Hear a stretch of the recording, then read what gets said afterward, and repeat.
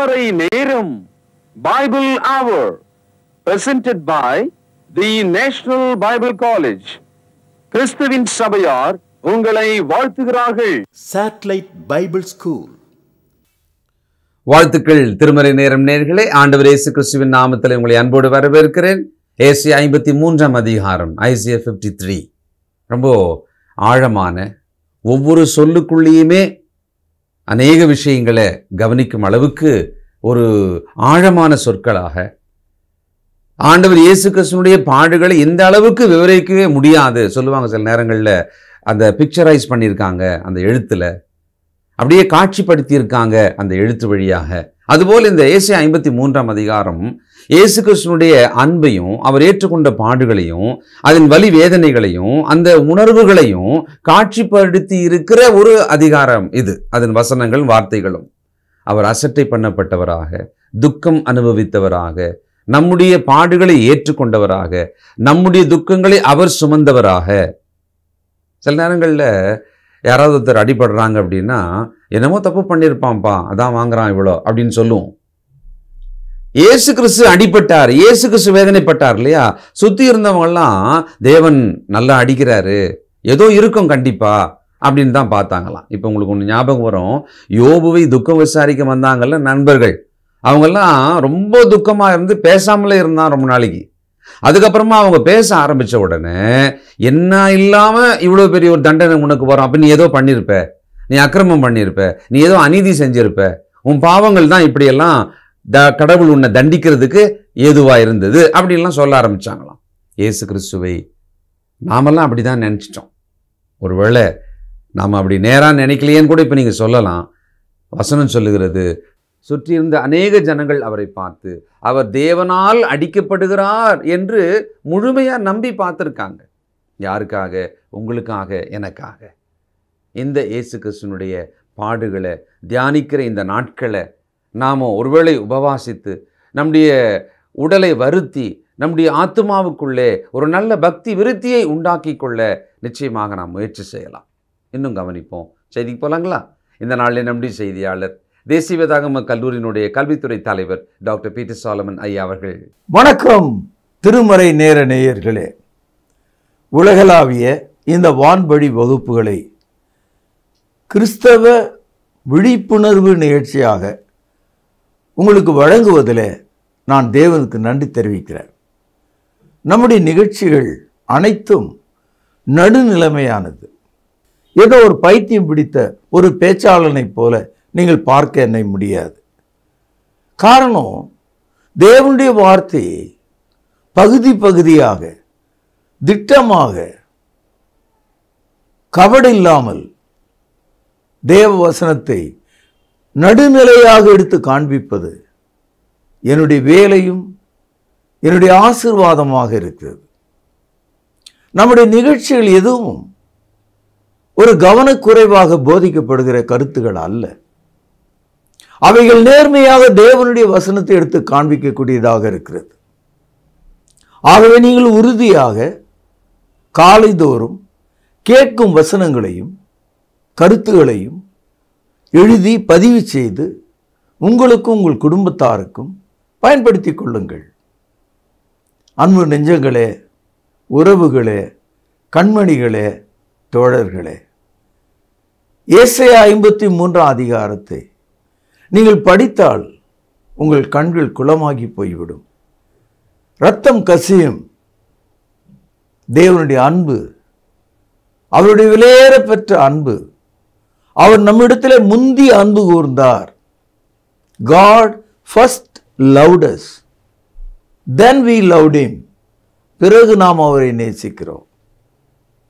நீங்கள் பிறப்பதற்கு முன்பாக, நீங்கள் பாவி என்று உணர்வதற்கு முன்பாக, உங்கள் மீது மரணம் இருக்கிறது என்பதை தெரிந்து கொள்வதற்கு முன்பாக தேவன் தமது குமாரனை ஏற்ற காலங்களிலே உங்களுக்காக ஒப்பு கொடுத்தார். குறித்த காலத்தில் கிறிஸ்து நம்முடைய பாவங்களுக்காக மரித்தார். ரோமருக்கு எழுதிய நிருபம் 5 அதிகாரம் 6வது வசனம், நாம் பலனற்றவளாய் இருக்கும்போது குறித்த காலத்தில் கிறிஸ்து அக்கிரமக்காரருக்காக மரித்தார். நாம் எப்படி இருந்தோம்? பலனற்றவர்களாக இருந்தோம்.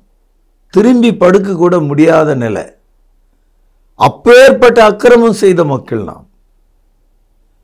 7ஆம் வசனம் பாருங்கள். நீதிமானுக்காக ஒருவன் மரிக்கிறது அரிது, நல்லவனுக்காக ஒருவேளை ஒருவன் மரிக்க துணிவான். கவனிங்கள் 8வது வசனம். நாம் பாவிகளாய் இருக்கையில் கிறிஸ்து நமக்காக மரித்ததனாலே தேவன் நம் மேல் வைத்த அன்பை விளங்க பண்ணுகிறார். 9வது வசனம். இப்படி நாம் அவருடைய இரத்தத்தினாலே நீதிமான்கள் ஆக்கப்பட்டிருக்க கோபாக்கினிக்கு நீங்களாக அவராலே நாம் ரட்சிக்கப்படுகிறது அதிக நிச்சயமாமே. 10வது வசனம் பாருங்கள். நாம் தேவனுக்கு சத்துருக்களாய் இருக்கையில் அவருடைய குமாரனுடைய மரணத்தினாலே அவரோடு கூட ஒப்புரவாக்கப்பட்டோமானால் ஒப்புரவாக்கப்பட்ட பின் நாம் அவருடைய ஜீவனாலே ரட்சிக்கப்படுவது அதிக நிச்சயமாமே. வாசிக்கப்பட்ட இந்த பகுதியில் 3 சொல்லை நீங்கள் கவனிக்கலாம். ஒன்று 6வது வசனத்தில் பலனற்றவர்கள், 8வது வசனத்தில் பாவிகள், 10வது வசனத்தில் சத்துருக்கள். பலனும் இல்லை, பாவியாகவும் இருக்கிறோம், சத்ருவாகவும் இருக்கிறோம். சகோதரர்களே, ஒரு பலன் இல்லாத ஆளுக்கு யாராவது உதவலாம். சரி, ஒரு பாவியான மனிதனுக்கு கூட யாராவது உதவலாம். சத்துருக்கு யாரும் உதவ மாட்டாங்க. இந்த 3 நிலைகளில் நாம் இருக்கிறோம். இயேசு நமக்காக மரித்தார். எப்பொழுது மரித்தார்? 8வது வசனத்திலே பார்த்தோம். குறித்த காலத்தில், இன் அப்பாயிண்டட் டைம். பாருங்கள் 6வது வசனத்தினுடைய 2வது வரியில குறித்த காலத்தில். அதனால இந்த 53ஆம் அதிகாரத்தை நாம் படிக்கும்போது அந்த கருத்தை நாம் விளங்கிக்கணும். இப்பொழுது 3வது வசனம் படிக்கிறேன், கவனிங்க. அவர் அசட்டை பண்ணப்பட்டவரும் மனுஷரால் புறக்கணிக்கப்பட்டவரும், இப்பதான் கவனிக்கணும், துக்கம் நிறைந்தவரும் பாடு அனுபவித்தவுமாயிருந்தார். இங்கே 2 விஷயங்களை இன்றைக்கு நம்ம கவனிக்கிறோம்.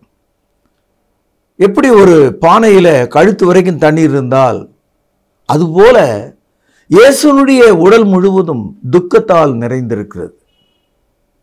இயேசுனுடைய உடல் முழுவதும் பாடுகளால் நிறைந்திருக்கிறது. சகோதரர்களே, துக்கம் என்பது நம்முடைய உள் மனதை சார்ந்தது. அதனால தான் சொல்லும்போது துக்கம் தொண்டை அடைக்குது அப்படின்னு சொல்லுவாங்க. அப்போ தொண்டை உள்ளல்ல இருக்கிறது. துக்கம் உள்பாகத்தை சார்ந்தது. Sorrows belong to our inner heart. Suffering belong to the external body. பாடுகள் உடலுக்கு வெளியே. நீங்கள் அந்த இயேசுவை பாருங்கள்.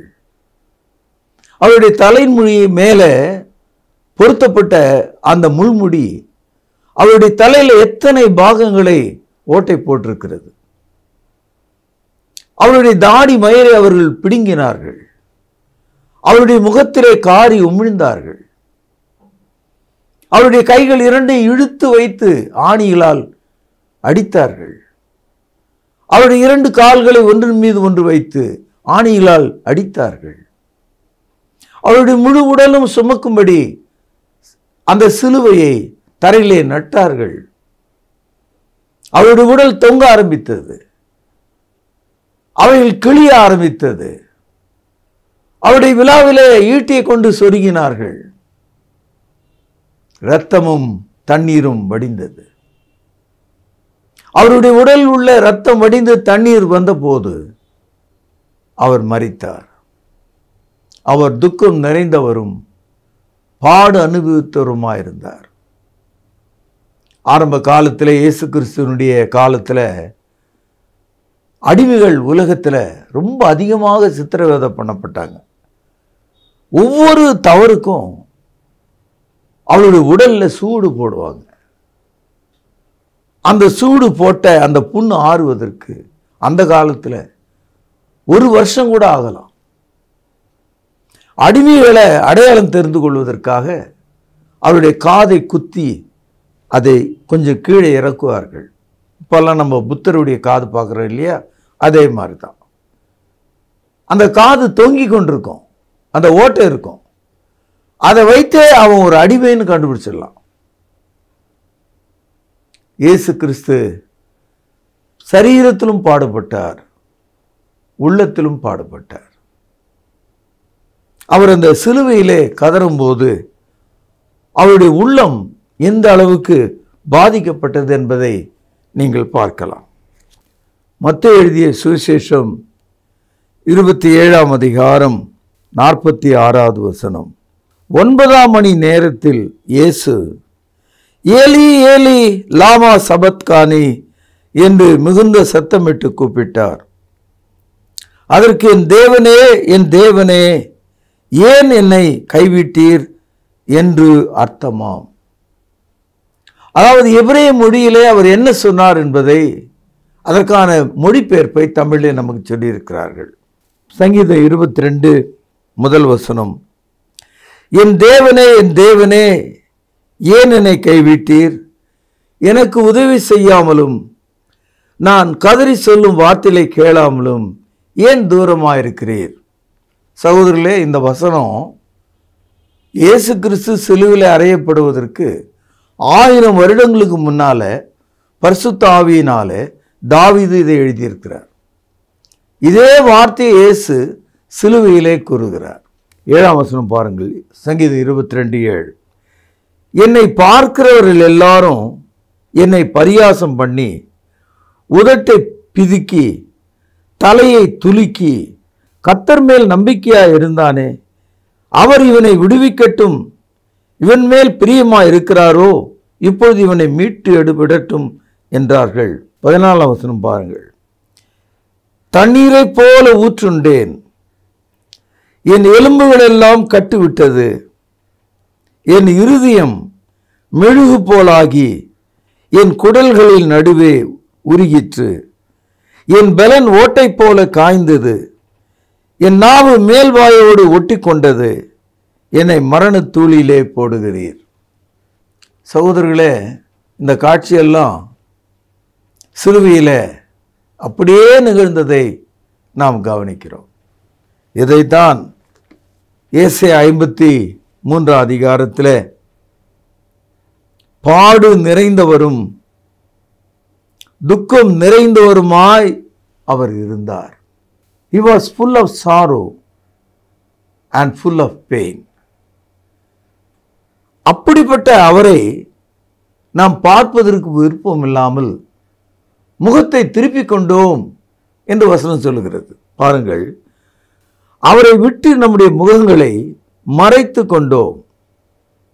அவர் அசட்டை பண்ணப்பட்டிருந்தார், அவரை எண்ணாமற் போனோம்.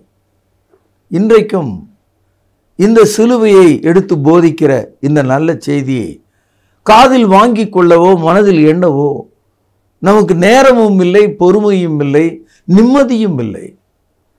நாம் தூரமாய் போகிறோம். இன்றைய கிறிஸ்தவம் கிறிஸ்துவனுடைய சிலுவையை மறந்து, தியாகத்தை மறந்து, அவருடைய பாடுகளை மறந்து, அவருடைய துக்கங்களை மறந்து, அவருடைய வேதனை மறந்து வேறு ஒரு மதமாக மாறிவிட்டது. கிறிஸ்தவத்தை மதவாதிகளும் மத எதிரிகளும் மத வியாபாரிகளும் பரிசுத்தாவின் வியாபாரிகளும் கள்ள தீர்க்கதரிசிகளின் கூடாரமாக இதை மாற்றிவிட்டார்கள். மார்க்கம் மதமாக போய்விட்டது. Instead of remembering Christ's death, people are remembering the world today. இன்றைக்கு நம்முடைய வீட்டில் பாதி பேர் தான் சபைக்கு போகிறோம், பாதி பேர் போவதில்லை. கேட்டால் துணி துவைக்க வேண்டும், என்னால் எழுந்திருக்க முடியவில்லை, இன்றைக்கு ஒரு திருமணம் வைத்திருக்கிறார்கள், நான் மருத்துவமனைக்கு செல்ல வேண்டும், ஏதோ ஒரு காரணத்தை நாம் சொல்லி ஆண்டுக்கு ஒரு முறை செல்கிற கிறிஸ்தவர்களாய் மாறிவிட்டோம். தொழுகையை மறந்து விட்டோம், தியாகத்தை மறந்து விட்டோம். வாரத்தின் முதலாவது நாளிலே ஆதி கிறிஸ்தவர்கள் ஒன்று கூடி கிறிஸ்துவனுடைய மரணத்தை நினைவு கூறத்தக்கதாக, அவருடைய பாடுகளை நினைவு கூறத்தக்கதாக அப்பம் விட்டு திராட்சை ரசத்திலே அவரை நினைவு கூர்ந்தார்கள்.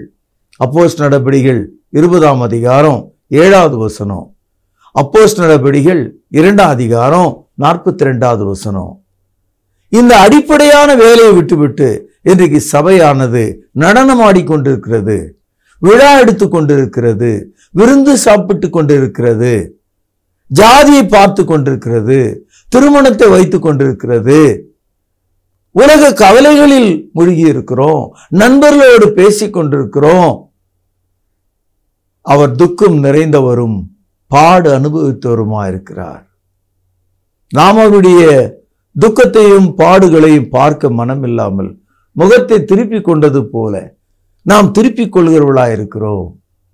உங்கள் வாழ்க்கையில சந்திக்கக்கூடாத ஒரு மனிதனை சந்திக்கும் போது அல்லது ஒருவரை சந்திக்கும் போது தலை நாம் திருப்பிக் கொள்வது, அதனுடைய அனுபவம் என்னன்னு உங்களுக்கு தெரியும். எப்படியெல்லாம் திருப்பிக் கொள்வோன்றது தெரியும். சில பேர் தங்கள் கையில் வைத்திருக்கிற ஒரு பையினாலோ அல்லது ஒரு நியூஸ் பேப்பரை கொண்டு முகத்தை மறைத்துக் கொள்வதை நம்ம பார்க்கிறோம். நாம் அவர்களை பார்க்கக்கூடாது என்ற எண்ணம் தான் அது. அது மாதிரி நம்முடைய மனதால நாம் அவரை புறக்கணிக்கிறோம். சகோதரர்களே, வாரந்தோறும் நாம் சபையில இயேசு கிறிஸ்துவினுடைய மரணத்தை அவருடைய உடலாக அப்பமாகவும் அவர் சிந்திய இரத்தமாக திராட்சை ரசத்தையும் நோக்கி பார்க்கிறோம். கிறிஸ்துவினுடைய மரணத்தை நாம் நினைவு கூறுகிறோம். அதை புறக்கணிக்கிற மனிதன் ஆவியிலே செத்தவனாக இருக்கிறான். 1 கொரிந்தியர் 11வது அதிகாரம் 29வது வசனம். என்னத்தினாலெனில் அபாத்திரமாய் போஜனபானம் பண்ணுகிறவன் கர்த்தருடைய சரீரம் என்னதென்று நிதானித்து அறியாததினாலே தனக்கு ஆக்கினை தீர்ப்பு வரும்படி போஜனம் பண்ணுகிறான். இது நிமித்தம் உங்களில் அநேகர் பலவீனரும் வியாதி உள்ளவர்களுமா இருக்கிறீர்கள், அநேகர் நித்திரை அடைந்திருக்கிறீர்கள். ஆகவே அன்பு சகோதரர்களே, அவருடைய மரணத்தை நினைவு கூறும்படி நாம் இந்த பாத்திரத்திலே சேருகிறோம். ஆகையால் நீங்கள் இந்த அப்பத்தை புசித்து இந்த பாத்திரத்திலே பானம் பண்ணும் போதெல்லாம் கர்த்தர் வருமளவும் அவருடைய மரணத்தை தெரிவிக்கிறீர்கள். ஆகவே தான் இன்றைக்கு நாம் அவரை அசட்டை பண்ணி நம்முடைய முகத்தை மறைக்கிறோம் என்பதற்கு சமமாக சபையில் இருக்கிற கர்த்தருடைய பந்தி நாம் புறக்கணிக்கிறோம். அதில் ஒரு கொடுமை என்னன்னு கேட்டிங்கன்னா, இந்த மதத்தில் கர்த்தருடைய பந்தியே கிடையாது. நீங்கள் புராட்டஸ்டன்ட் சபையில் பார்த்தீங்கன்னா மாதத்துக்கு ஒரு முறைன்னு சொல்கிறாங்க. ஏதோ அது அவர்களுக்கு கொடுக்கப்பட்ட உரிமை மாதிரி நினைக்கிறாங்க. பெந்தேகோஸ்து சபைக்கு சொல்லவே வேண்டிய அவசியமே இல்லை. அவங்களுக்கு என்னன்னே தெரியாது அதை பற்றி. அவர்கள் உப்புமா சாப்பிடுவாங்க, கடையில் விற்கிற பன்னை வாங்கி சாப்பிடுவாங்க, கடையில் விற்கிற கொக்கை கோலாவை கொண்டு வந்து வைப்பாங்க. பாஸ்டரம்மாவும் தான் அதை கொடுப்பாங்க. மற்றவங்கெல்லாம் ஐயோக்கியர்கள் சபையில். இந்த மாதிரியான அசிங்கங்களை சபைகளில் நீங்கள் பார்க்கலாம்.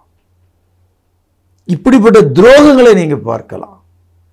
கர்த்தருடைய பந்தி என்பது என்ன? புதிய மாவினால் செய்யப்பட்ட அப்பமும் புதிய திராட்சையினால் பிழிந்தெடுக்கப்பட்ட சாரும் கர்த்தருடைய பந்தியில் வைக்க வேண்டிய பொருட்கள்.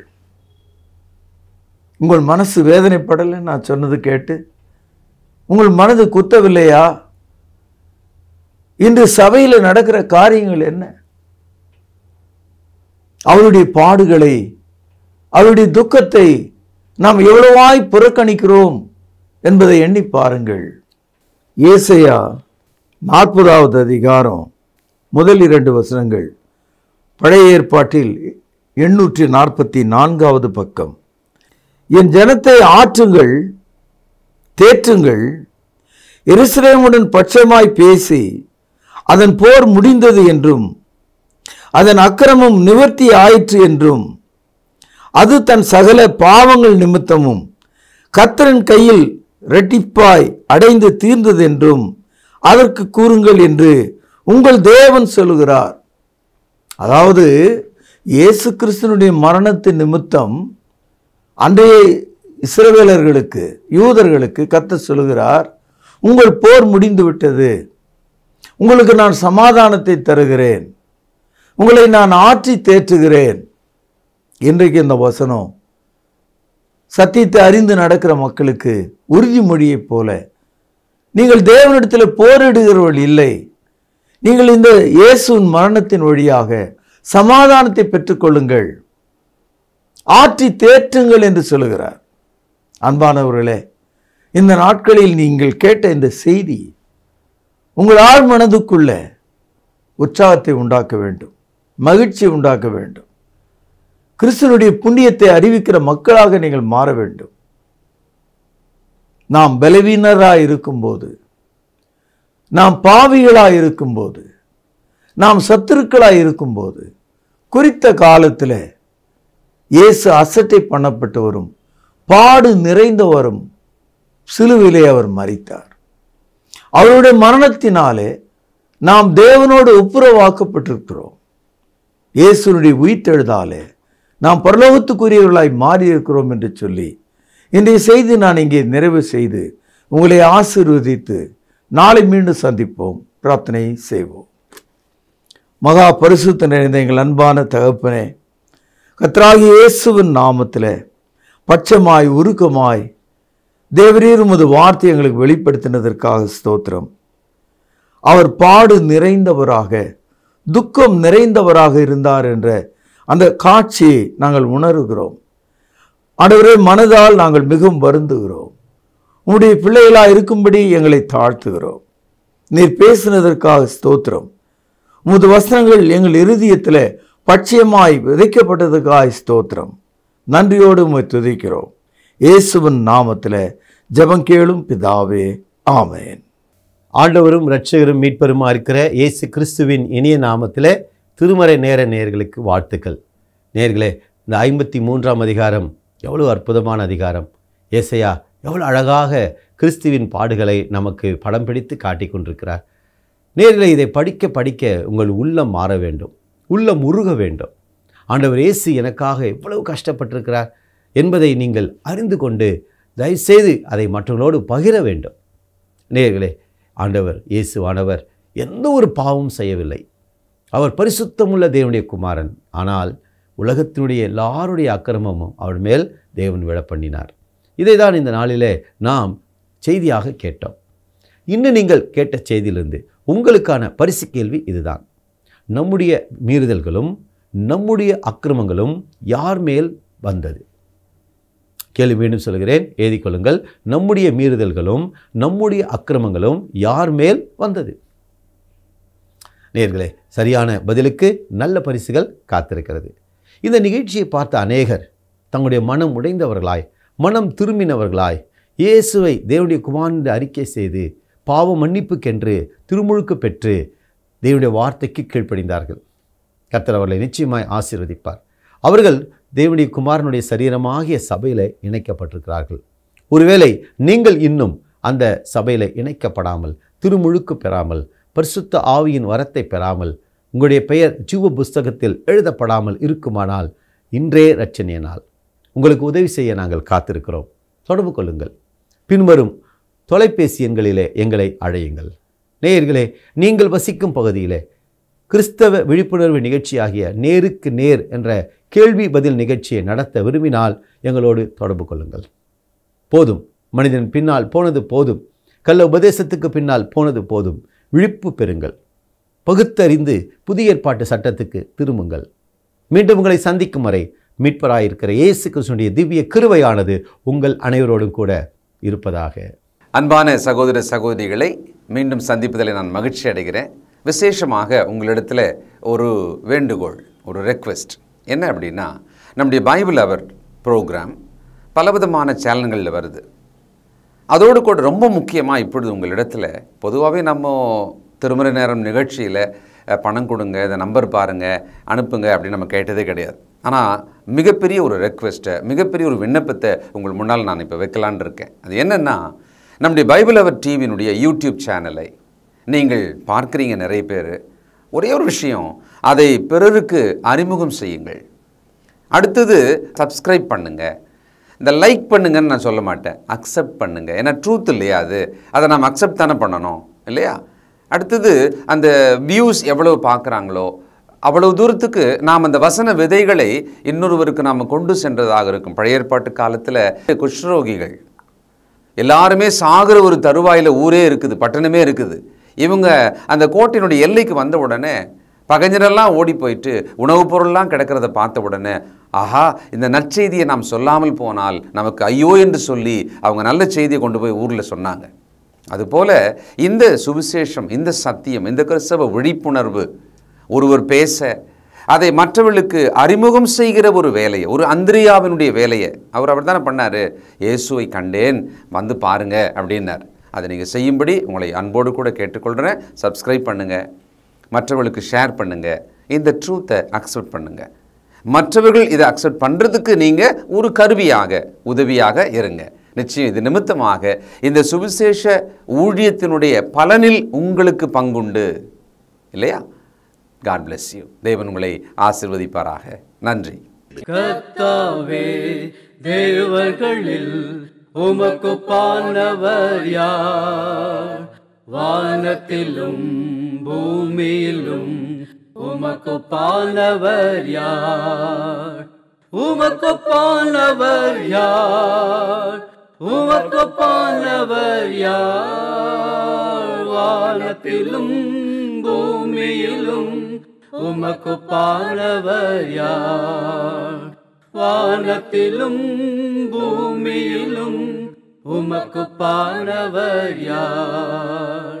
தொடர்பு கொள்ள வேண்டிய முகவரி: திருமறை நேரம், 58 சர்ச் தெரு, குமரன் நகர், சென்னை 6082. தொலைபேசி எண் 0442550082.